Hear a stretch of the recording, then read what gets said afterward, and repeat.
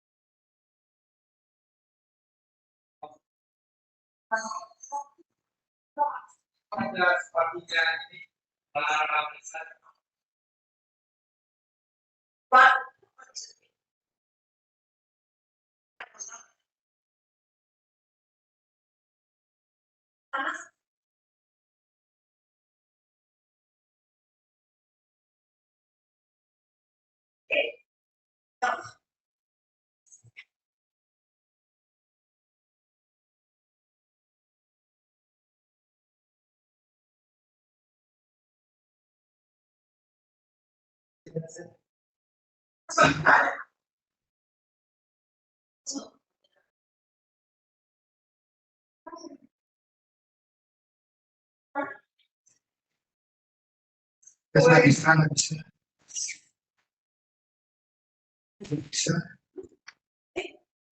apa saya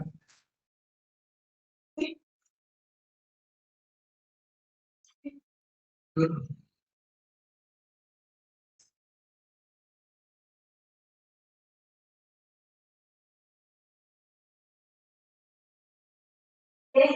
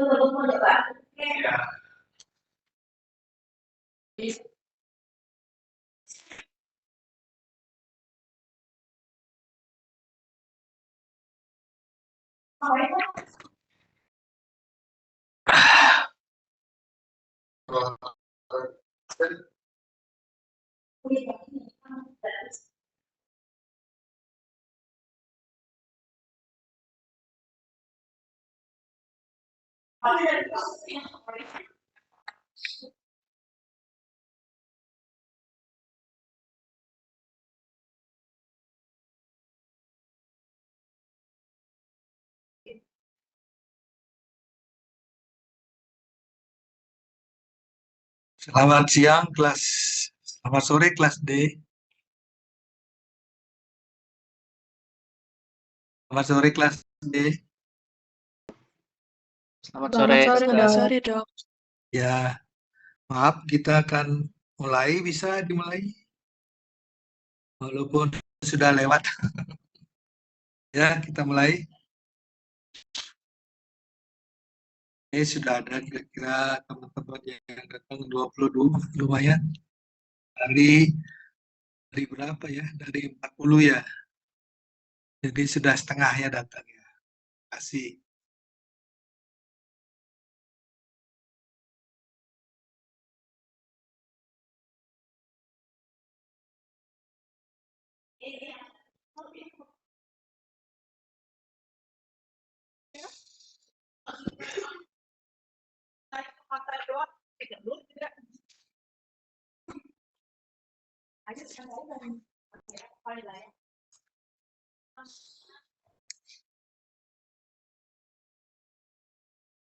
Sore ini kita akan, sebenarnya cerita besarnya adalah membawakan tentang penyakit saluran pencernaan.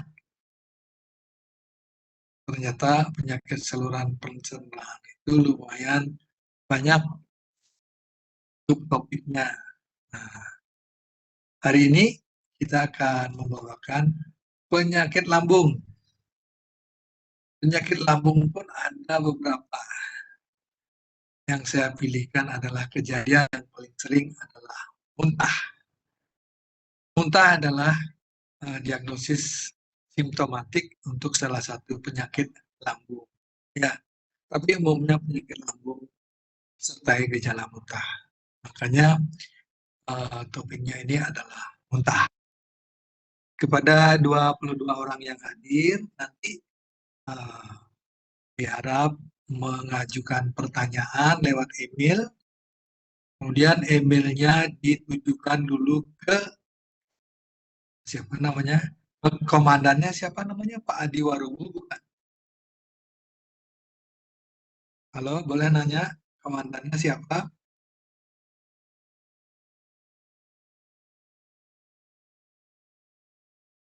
Halo kelas D, komandannya siapa? izin Dok, untuk kortinya Adi Dok. Adi siapa? Adi Warubu. Nggih Dok. Oke. Jadi nanti tolong terima email teman-teman ya. Jadi maksimal waktunya adalah 1 jam setelah kuliah ini berakhir. Mereka mengirim pertanyaan 1 atau 2 lewat email ya, diterima lewat via emailnya Adi. Tolong bocorkan emailnya Adi ke teman-teman. Nah, dari Adi nanti tolong kirim ke saya. Jadi saya hanya menerima 1 email dari Adi. Ya. Pertanyaan dari teman-teman itu harus mencantumkan namanya. Kalau nggak mau mencantumkan namanya, emailnya sudah ada nama sebenarnya. Kemudian mencantumkan email teman-teman sudah langsung. kemudian mencantumkan waktu kirimnya sudah langsung, kalau dia ngirim email sudah ada waktunya, kemudian pertanyaan ya 2 saja ya. Ya.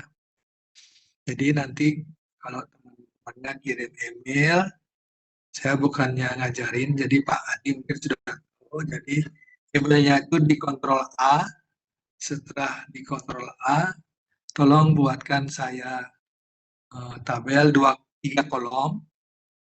Kolom paling kiri nomor, kolom kedua adalah pertanyaan. Nah, di kolom kedua itulah tadi nanti apa namanya, atau kontrol V, email dari teman-teman saudara. Maka semuanya masuk, ada emailnya, ada namanya, kemudian ada jam kirimnya, dan ada jam pertanyaannya. Itu nanti Pak Adi kumpulkan lewat tabel itu. Jadi tabel itu 3 kolom, nanti ada minimal ada 22 baris kalau yang datang ini membuat pertanyaan. Ya. Jangan tidak membuat pertanyaan karena kami anggap juga pertanyaan adalah email itu adalah kehadiran. Ya. Terima kasih atas pengertiannya. Kemudian kita akan bahas muntah. Ya. Muntah itu bahasa Latinnya itu adalah vomit, kemudian muntahan itu adalah vomitus, kemudian bahasa Inggrisnya salah throw up, kalau bahasa Balinya itu ngutah ya. Jadi beda, bahasa Indonesia M, kalau bahasa Bali NG depannya, ngutah. Mungkin bahasa yang lain juga beda-beda ya. Ya. Mungkin bahasanya Pak Adi Warubu lain, kemudian bahasanya teman yang lain juga lain. Misalnya bahasanya Gamaliel Kurnia lain. Ya. Nah, muntah itu adalah suatu proses pengeluaran isi lambung melalui tentu saja dari lambung melewati vagus, mulut, lalu keluar dari rongga mulut. Itu namanya muntah. Ya. Kemudian ada juga yang namanya regurgitasi. Kalau regurgitasi itu makanan belum sampai lambung. Biasanya sampai esofagus saja. Makanan masuk sampai esofagus, nggak bisa terus ke lambung. Mungkin karena lambung ada, esofagus ada sumbatan. Mungkin lambung terisi penuh.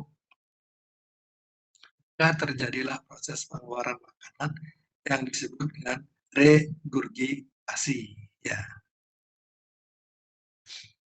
Kemudian ada juga kayak regurgitasi pada hewan besar namanya ruminasi. Atau bahasa Indonesia pemamah biak. Nah, jadi makanan sapi masuk ke rumen, rumen dikeluarkan lewat esofagus, lalu sampai ke mulut, dikunyah di mulut sampai halus, ditelan lagi. Ini tidak dikeluarkan, itu namanya ruminasi atau pemamah biak.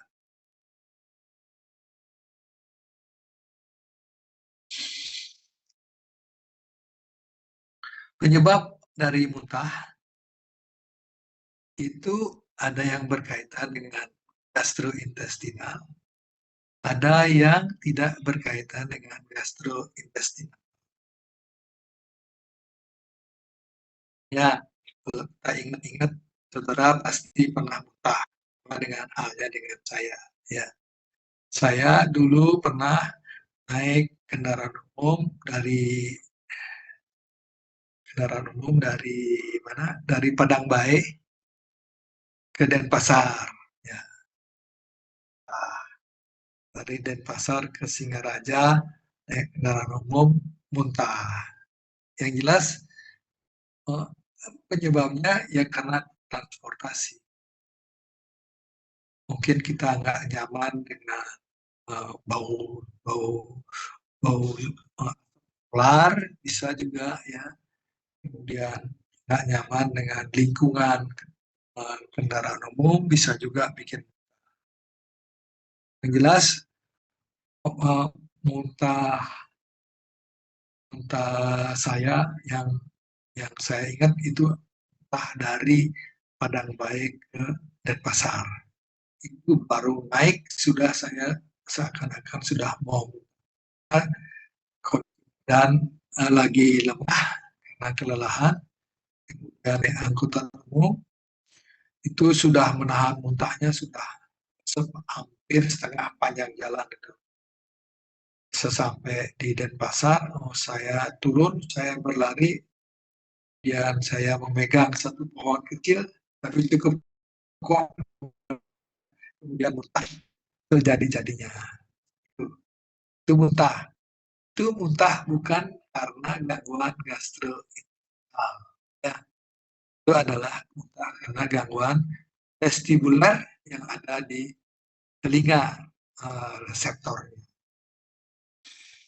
Kemudian pernah juga saya muntah karena makan daging babi yang sudah lewat umurnya.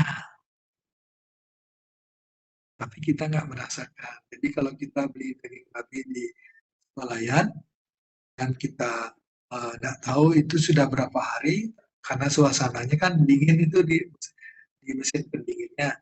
Jadi kita percaya aja, oh ini masih bagus. Tapi akibatnya kalau saya makan daging seperti itu, lama kemudian nanti akan muntah, walaupun dagingnya sudah dimasak dengan benar. Itu muntah berkaitan dengan gastrointestinal. Dan contoh lain lagi, muntah karena ya mungkin ada bagi teman-teman yang sangat peka terhadap bau busuk, ya kalau tercium bisa bikin muntah, mual, muntah. Kemudian melihat kejadian yang mengerikan bisa juga bikin. Kemudian apalagi yang bikin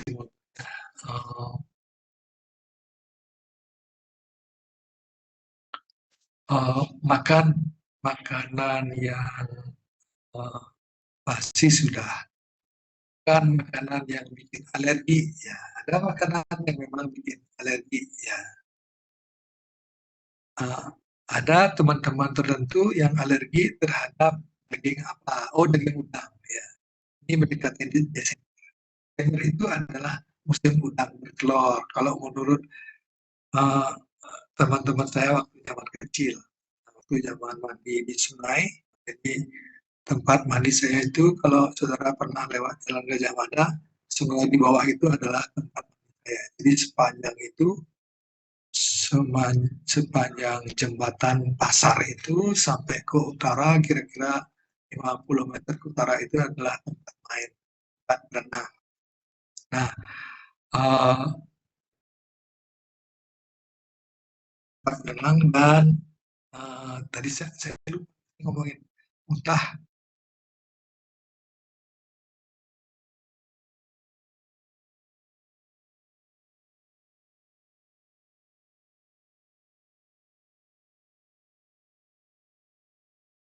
Aduh, saya lupa. Kemudian maaf, saya ganti ceritanya.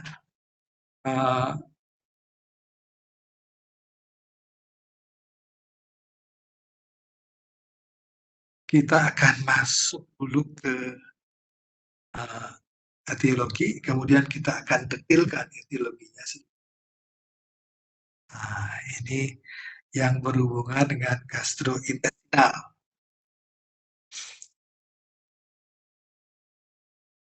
Kemudian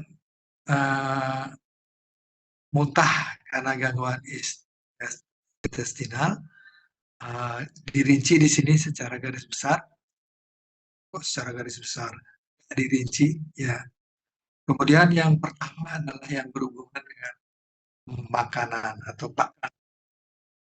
Ini sudah disebut makanan yang busuk, itu bisa membuat muntah.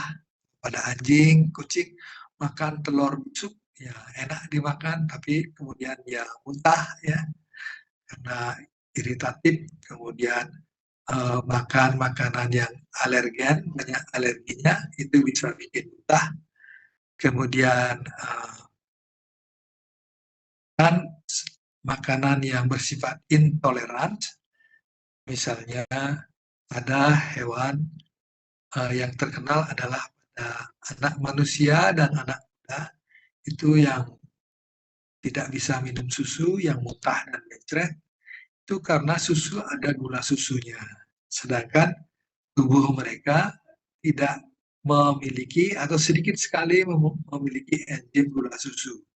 Akibatnya kalau dia mengkonsumsi susu, maka susunya itu menjadi bahan pemicu muntah atau diare. Ya. Kemudian radang pada lambung, nah, itu tentu bisa bikin muntah. Apa yang bisa menimbulkan radang pada lambung? Ya, karena admin, karena karena terutama bahan yang masuk bukan makanan juga bisa, ya, seperti mengkonsumsi kalau dulu obat aspirin, nah, bisa menimbulkan muntah karena radang lambung, atau bisa karena mengkonsumsi antibiotik yang tidak cocok, ya, ada juga antibiotik menimbulkan muntah seperti itu. Kemudian selanjutnya adalah dipicu obat-obatan, sudah disebut tadi, antibiotik, kemudian non-steroid anti-inflammatory drug atau NSAID, itu banyak yang menimbulkan muntah. Jadi saudara-saudaranya aspirin, ya. Kemudian enteritis karena virus, ya. Infeksi virus parvo, infeksi virus distemper, atau virus panleukopenia, itu bisa timbulkan muntah pada hewan kecil.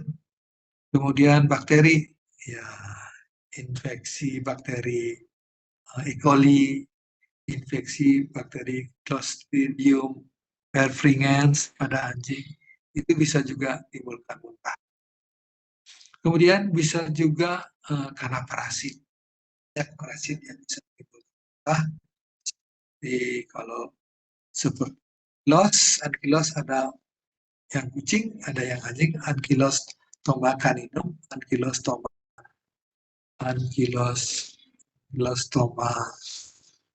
cati, kemudian ankylostoma leonina pada kucing besar, kemudian bisa toxocara cati, toxocara canis,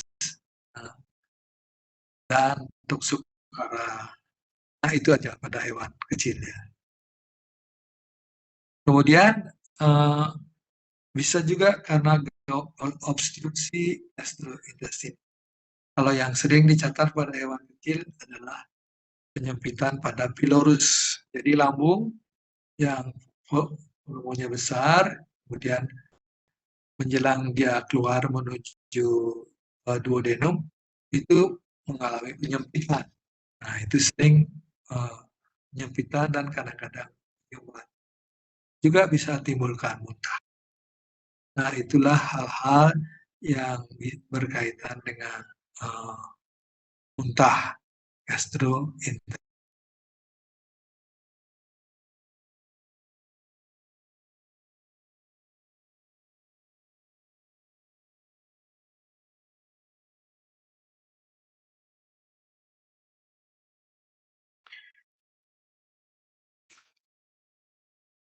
Apa gejala muntah? Ya, saudara, kalau ingat-ingat pasti semua sudah tahu ini gejala muntah karena pernah muntah, ya. Kayaknya nggak ada yang nggak pernah muntah. Ya, semuanya pernah muntah. Itu merupakan mekanisme pertahanan pencernaan kita. Pencernaan muntah adalah salah satu. Yang pertama adalah gejalanya adalah nausea. Nausea itu orang Bali bilang cenep-cenep. Jadi banyak keluar air liur, hipersalivasi. Ya, itu gejala muntah yang pertama. Yang kedua adalah retching. Retching itu adalah hewan melakukan gerakan-gerakan seperti muntah. Ya. Retching itu kalau kita amati otot perutnya seperti kontraksi, ya, tapi belum muntah. Tetapi nanti kalau kontraksinya maksimal, lambungnya tertekan dengan keras, itu tandanya. Kemudian muntah juga bisa ditandai dengan hematemesis, muntah darah, ya, hematemesis, muntah darah. Bisa juga ditandai dengan adanya benda asing.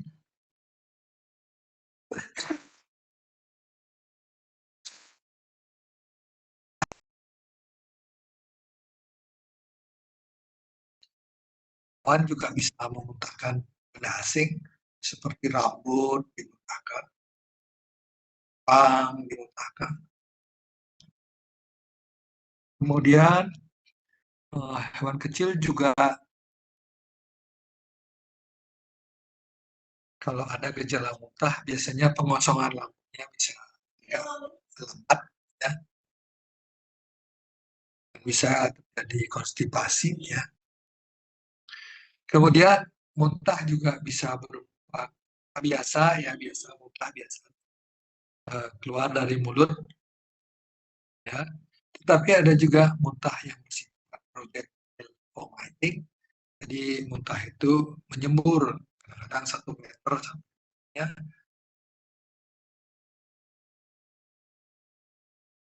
Kemudian gejala muntah yang lain itu adalah dehidrasi. Jadi kekurangan cairan. Akibat cairan banyak keluar melalui muntahan, dehidrasi. Kemudian di ketidakseimbangan asam basa di dalam tubuh. Dehidrasi itu bisa diperiksa oleh saudara dengan turgor kulitnya akan kelenturannya lamban, atau bisa juga diperiksa CRT-nya, capillary refill time. Jadi saudara singkap mulut bibirnya, kemudian pada rahang atas dicari gusi di atas taring sampai pucat gusi itu, kemudian dilepas dan akan kembali normal dalam tempo di bawah 2 detik. Itu normal. Kalau misalnya melampaui 2 detik, itu sudah mengalami dehidrasi.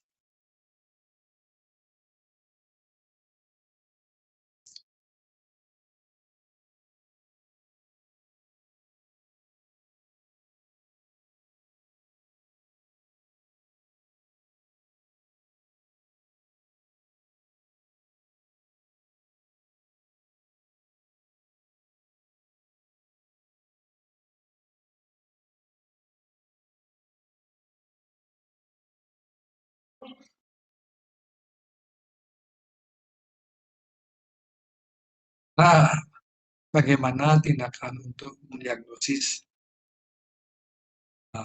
muntah? Ya. Muntah itu sebenarnya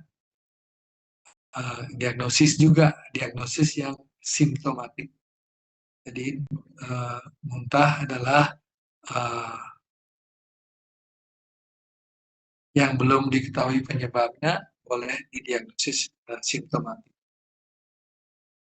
Diagnosis sementara. Nah, kita berusaha mengetahui penyebab langsung dari muntah. Apa kira-kira yang menyebabkan?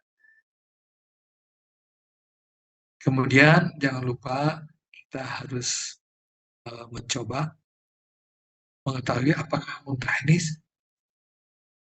akut. Kalau akut itu muntah yang sudah berlangsung di bawah 1 minggu.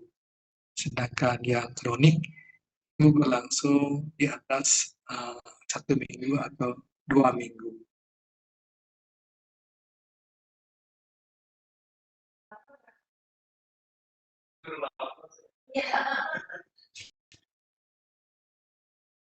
Kemudian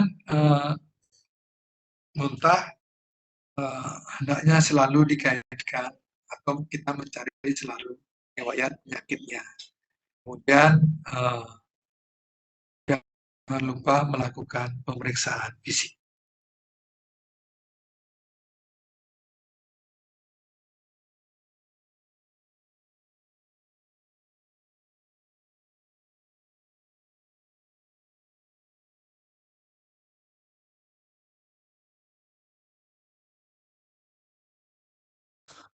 Maaf, saya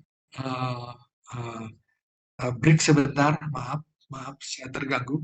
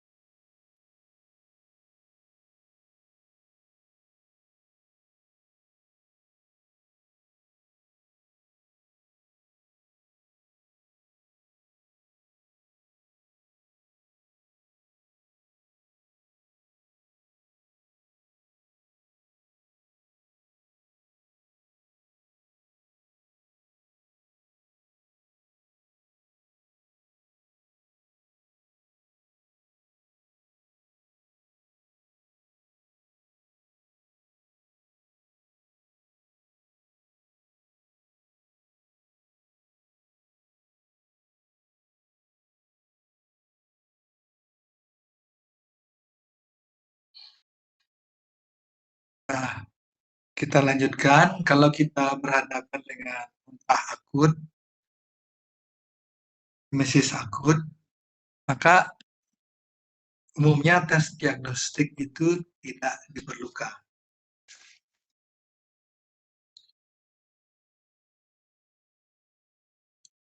Pemeriksaan lanjutan hanya dilakukan apabila ada riwayat penyakit dan riwayat penyakit yang mengkhawatirkan dan berdasarkan pemeriksaan fisik.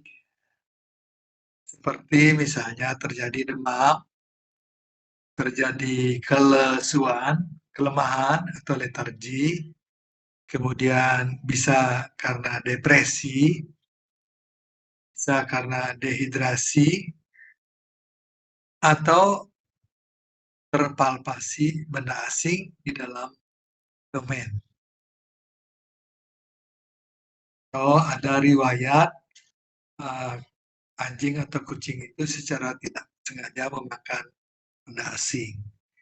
Nah, dalam keadaan seperti itu, pemeriksaan yang seperti radiologi dengan sinar ronsen itu perlu dilakukan untuk memastikan keadaan. Jadi, sekali lagi, kalau muntah akut sebenarnya tidak perlu dilakukan pemeriksaan penunjang yang tidak perlu dilakukan pemeriksaan. Kan ini terapi untuk mengatasi muntahnya saja.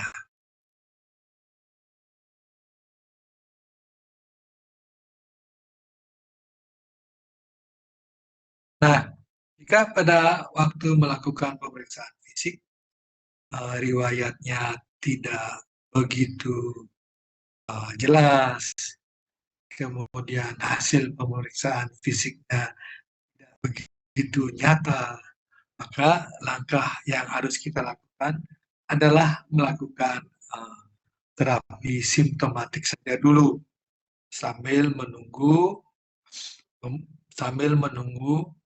kalau gejala yang lebih jelas muncul atau terapi simptomatiknya tidak memberikan hasil memuaskan.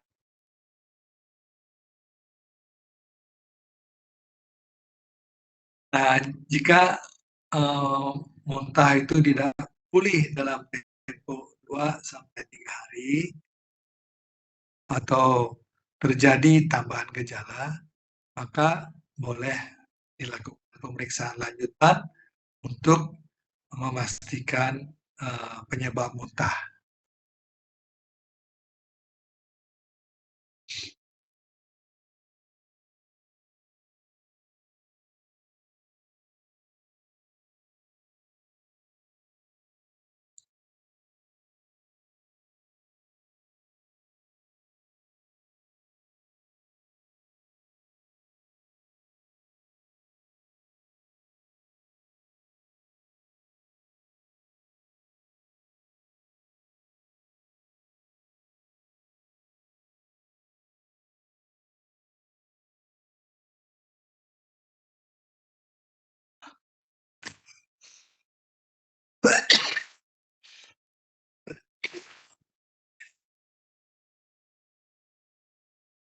Nah, kalau yang dihadapi adalah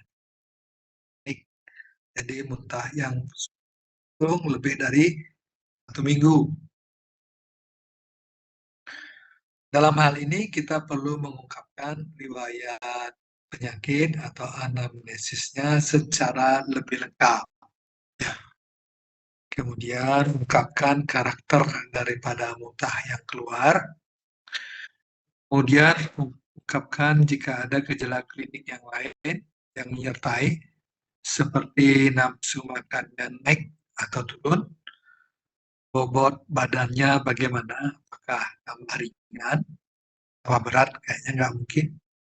Kemudian apakah terjadi depresi, kemudian apakah ada diare, kemudian apakah ada batuk atau dyspnea, kesulitan bernapas, apa ada polidipsi atau banyak urea.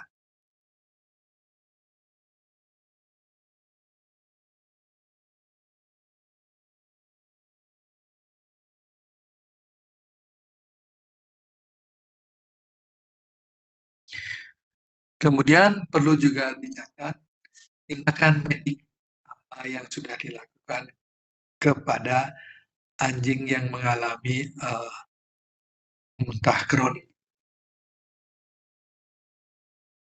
Perlu juga diketahui apakah anjing ini sudah pernah minum obat cacing, ya, tahu, ya, karena kecacingan misalnya, bisa saja.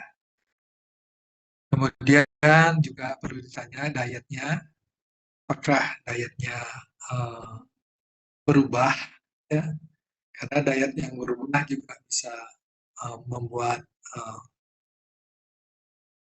kucing muntah atau diare. Misalnya dari sebelumnya makan Whiskas, kemudian makanan makanan kucing buat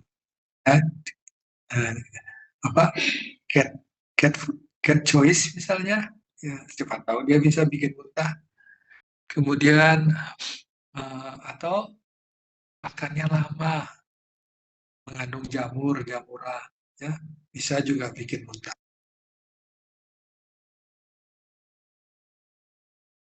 Kemudian apakah anjing ini mungkin, ya, dicari, ya. Kemudian apakah dia bisa saja keracunan tanaman, ya, tanaman-tanaman sekitar yang memang beracun atau secara tidak sengaja teracunin karena habis disemprot dengan organofosfat misalnya, ya, untuk tanaman. Kemudian cek ininya, bawah lidahnya, apakah ada senar atau plastik di bawah lidah, khususnya kucing, ya. Nah, kalau kucing ada benda asing di bawah lidahnya, dia sangat susah untuk mengeluarkannya. Mau digaruk, kukunya tajam-tajam, di lidah, bibirnya itu bisa berdarah gitu. Kemudian apakah hewan itu sempat makan sampah misalnya, mungkin saking laparnya. Kita juga ada yang hobi makan sampah, sampahnya yang racun itu bisa juga bikin muntah.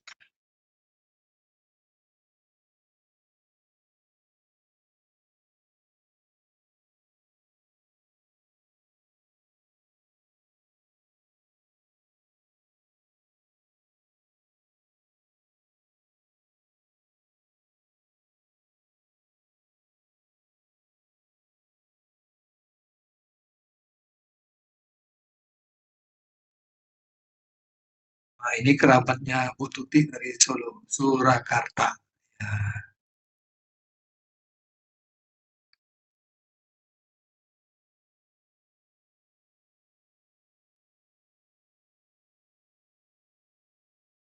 Sekarang pemeriksaan fisik.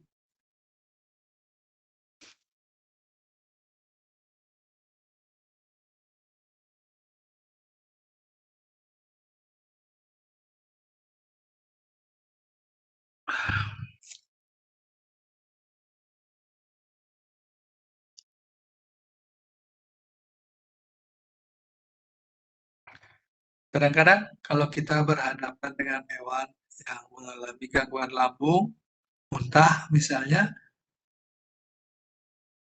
secara fisik perubahannya tidak nyata. Ya. Kita melihat pasien itu seperti biasa-biasa saja. Ya. Mungkin karena belum lanjut saja, maka tidak jelas. Ya. Bukannya kita mengharap kita bertemu dengan pasien dengan perubahan. Gitu maunya. Kemudian jangan lupa melakukan pemeriksaan mulut secara menyeluruh. Siapa tahu ada benda asing atau plastik di bawah lidah. Kucing terutama itu yang sering muntah kecil, tapi jangan sampai ada yang dilupakan.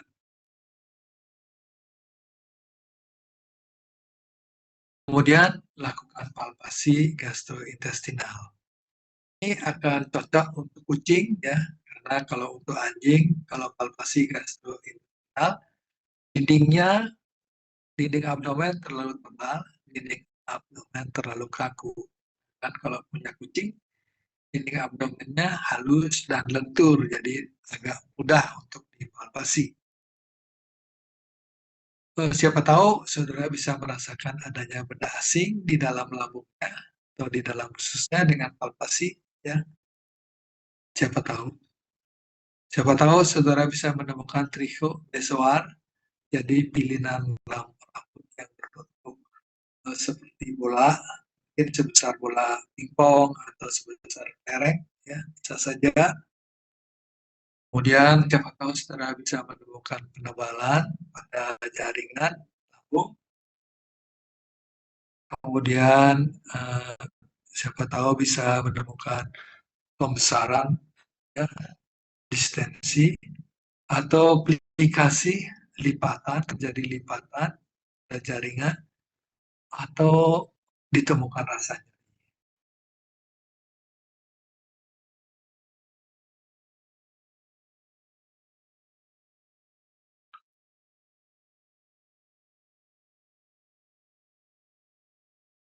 Nah, evaluasi terhadap muntah yang mungkin bukan disebabkan oleh gangguan gastro, ya. Jadi riwayatnya mesti digali, ya. Siapa tahu habis diajak jalan-jalan, nggak ada gangguan gastrointestinal sama sekali, ya. Bisa jadi seperti, bisa jadi juga karena hewan ini sedang menderita gangguan ginjal, ya, sehingga banyak zat-zat yang harusnya dibuang masih beredar di pembuluh darah, kemudian di dalam darah zat kimia itu akhirnya dipantau oleh chemoreceptor trigger zone, ya. Setelah dipantau maka bisa terjadi muntah, ya.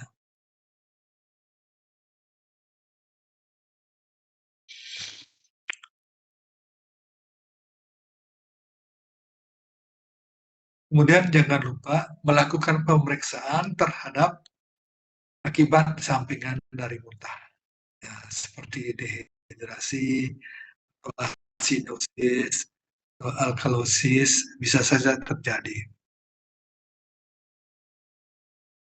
Kemudian jangan lupa membandingkan apakah dengan muntah ini kondisinya bertambah buruk atau bertambah baik. Itu saudara membandingkan dengan riwayat-riwayat sebelumnya, ya. Jadi hati-hati bisa bertambah buruk, ya.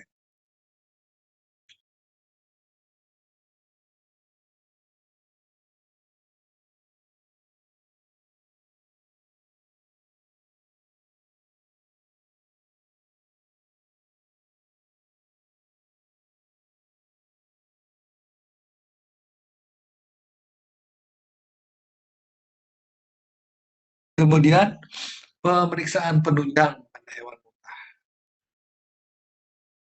Pemeriksaan penunjang itu adalah yang pertama pemeriksaan laboratorium.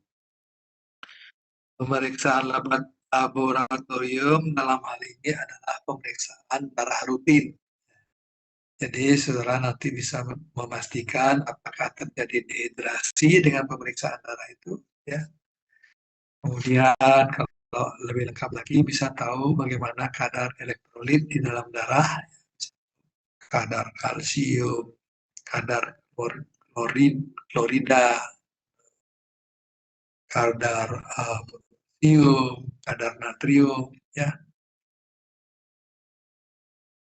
Kemudian bisa juga dilakukan urinalisis, ya, pemeriksaan urin, ya, dan yang sederhana seperti pemeriksaan dengan dipstick, ya.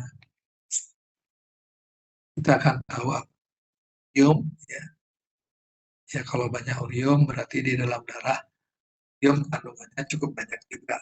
Ini juga mendorong terjadinya ya karena urea atau urium yang beredar di dalam darah dilacak TZ. Kemudian pemeriksaan radiografi juga penting untuk meyakinkan adanya asing atau tidak di dalam sinar. Kemudian endoskopi.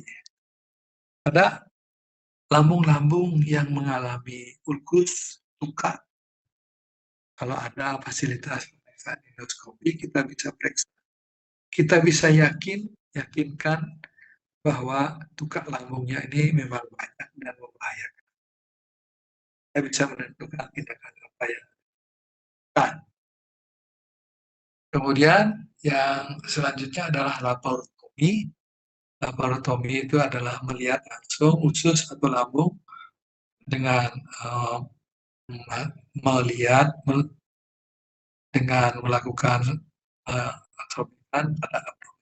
Kita langsung melihat apakah jadi nekrosis pada usus atau pada lambung akibat suatu benda asing misalnya yang masuk dan menimbulkan nekrosis. Nah, itu tentang pemeriksaan penunjang. Nah, sekarang ini sebenarnya ya maaf kurang bagus. Ini sebenarnya ingin menceritakan bahwa di dalam otak atau pons itu ada pusat muntah. Jadi hewan atau kita tidak bisa muntah kalau pusat muntahnya ini tidak.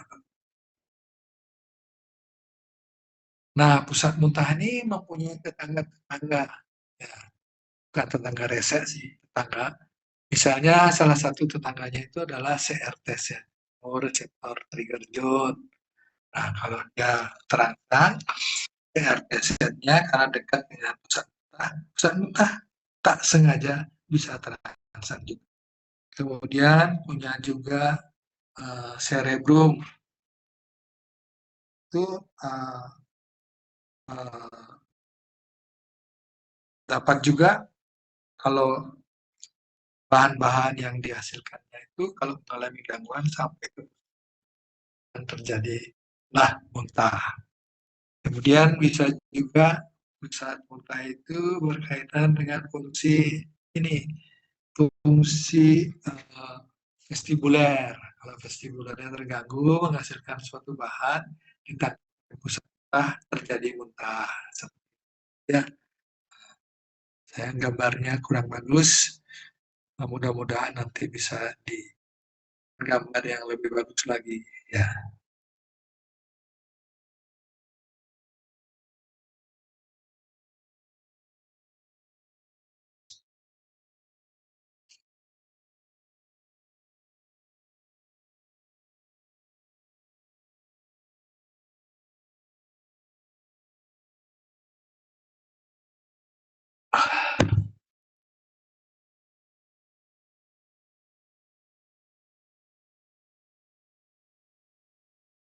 Nah, sekarang penanganannya. Prinsip penanganannya dilakukan dengan prinsip memperbaiki keadaan setelah muntah. Kalau terjadi dehidrasi, ya dehidrasinya diperbaiki. Kalau terjadi misalnya asidosis atau alkalosis, alkalosis. Ya. Terapi simptomatis dan suportif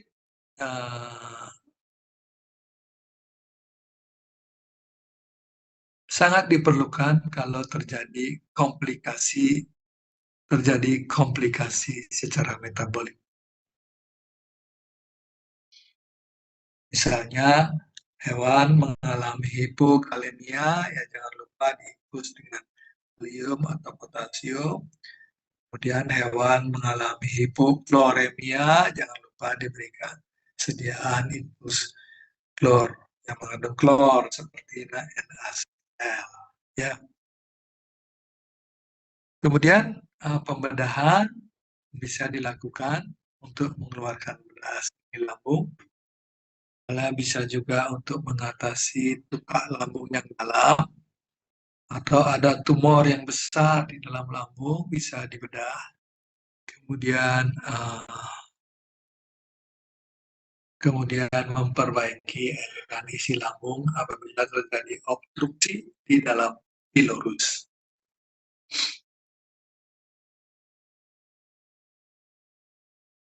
Ini adalah gambar yang menunjukkan bahwa di sini terdapat kunci yang tertelan sehingga nyangkut di lambung. Ya, salah satunya adalah anjing muntah. Ya, gasing bisa berupa.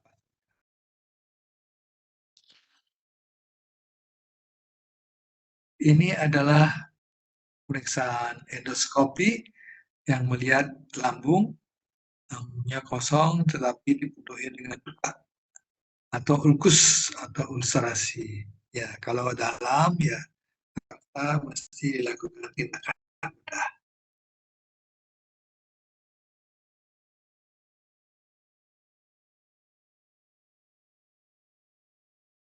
Terapi yang diberikan untuk hewan muntah juga adalah terapi cairan. Ya. Cairan bisa diberikan secara oral karena cairan bisa masuk melalui mulut ya dan diserap saluran pencernaan. Jika itu untuk dehidrasi ringan. Kalau tingkat dehidrasinya sedang dan tanpa gejala klinik yang sistemik, maka cairan bisa diberikan secara.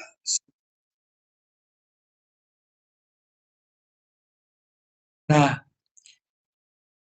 tapi kalau keadaan parah, ya harus diberikan secara intravena. Nah, di dalam terapi cairan biasanya orang menentukan berapa jumlah cairan yang dibutuhkan untuk terapi cairan. Garis besar, ya, ini mungkin akan saya dapatkan pada saat membahas cairan, ya. Tadi sudah, ya, atau nanti. Yang pertama, kalau saudara berhadapan dengan pasien dehidrasi, misal beratnya 10 kg, saudara tetapkan dulu tingkat dehidrasinya berapa berdasarkan turgor kulitnya. Ya, apakah 5% ringan atau 10% dehidrasi atau sangat dehidrasi 12%. Ya. Jadi kalau kalau berat 10 kilo, kalau dehidrasinya misalnya 10%, 10% kali 1000 dengan 100. Jadi sudah kehilangan cairan 100 ml. Kemudian jangan lupa juga mengukur cairan tubuh yang telah hilang. Saudara harus duga berapa banyak volume cairan yang sudah hilang. Nah, kira-kira bisa segelas, bisa dua gelas. Kalau segelas ya 200 mili, kalau 2 gelas ya 400 mili misalnya. Ya. Satu gelas 200 mili, 2 gelas. Kemudian saudara harus mencatat juga berapa kebutuhan cairan untuk maintenance tubuhnya. Untuk maintenance tubuh, anjing butuh kira-kira 90 mili 1 kilo per 1 kilo sehari. Sedangkan kucing 45 mili 1 kilo per kucing. Ya. Jadi itu dijumlah semua, maka kita akan dapatkan jumlah volume cairan yang harus ke hewan.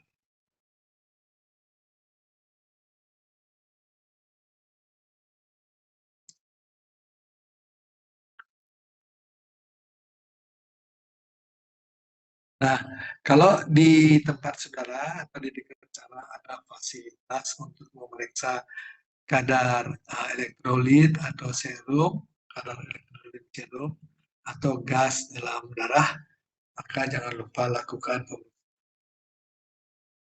Karena kita bisa tahu apakah hewan ini betul-betul kekurangan suatu elektrolit, apakah hewan ini betul-betul tak seimbang asam dan basanya, ya. Nah, kalau misalnya kita tidak tahu secara laboratorik gambaran elektrolit cairan tubuhnya, maka kita bisa gunakan infus seperti Ringers dan NaCl. Ya, itu bagi yang keseimbangannya tidak diketahui dengan pemeriksaan.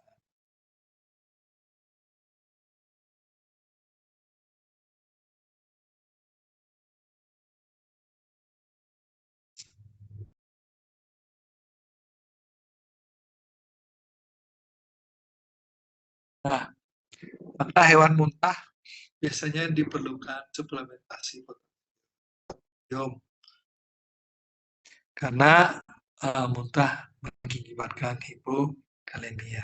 Ya.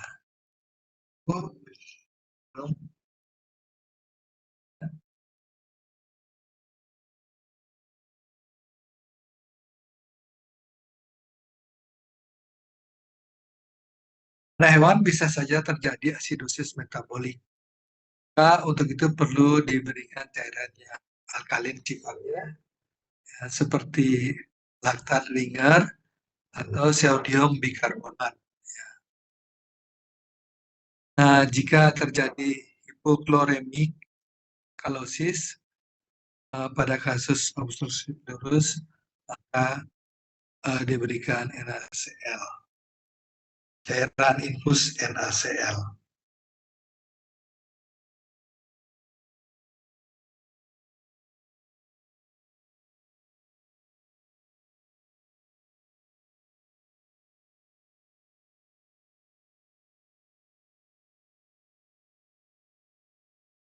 Sekarang adalah manajemen makan hewan yang mengalami vomit akut. Prinsip pemberian makanannya adalah batasi jumlah makanan yang diberikan. Karena lambung lagi mengalami gangguan, jadi jangan terlalu banyak makan. Kalau banyak makan, maka lambungnya bekerja berat. Akibatnya peluang sembuhnya akan menurun.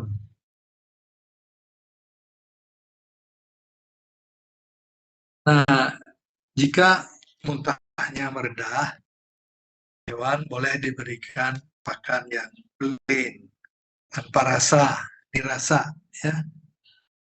Misalnya nasi boleh diberikan berupa bubur, daging boleh diberikan daging putih asal unggas seperti daging ayam, dan daging kalkun bisa diberikan.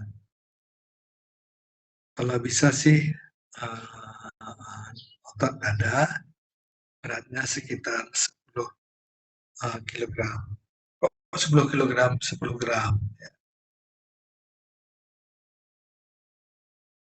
Nah, pakan yang diberikan itu semestinya rendah lemak, ya, dan gampang dicerna.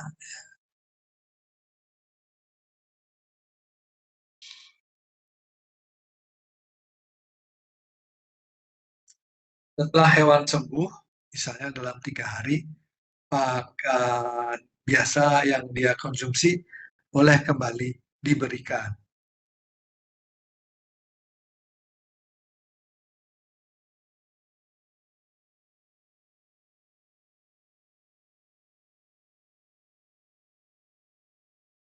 Istirahat 1 menit, ya, masih ada waktu kita.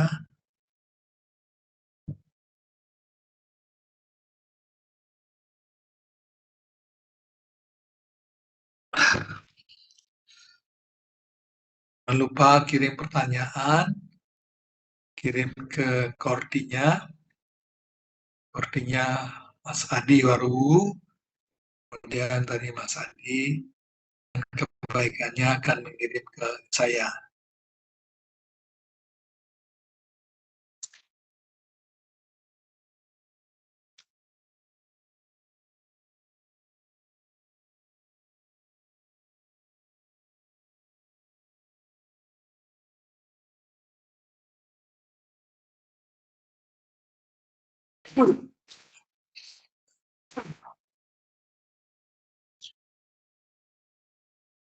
Obat yang diberikan untuk hewan muntah itu salah satunya adalah antiemetik. Antiemetik itu tujuannya untuk mengendalikan gejala muntah. Diberikan dalam jangka pendek, nah kalau jangka panjang bisa menimbulkan konstipasi. Ya.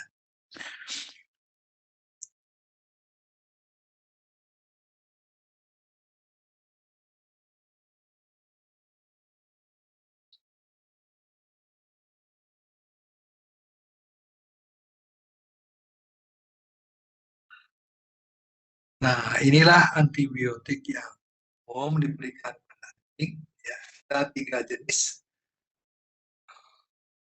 Pilih oleh saudara, anjing saudara cocok dengan yang mana, sesuaikan dengan mekanisme terjadinya muntah. Yang pertama adalah fenotiazid. Yang kedua adalah metoclopramid. Yang ketiga adalah obat-obat antikolinergik.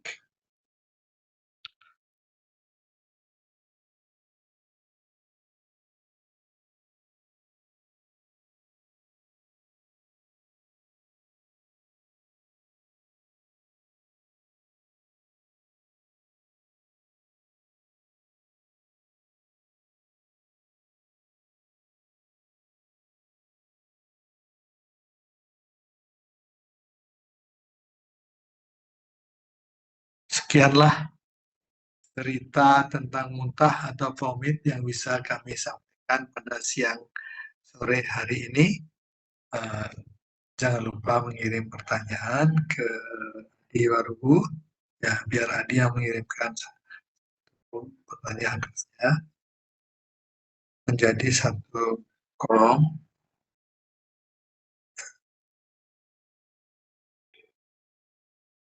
Selamat sore, terima kasih, sampai ketemu lagi. Ya, selamat sore.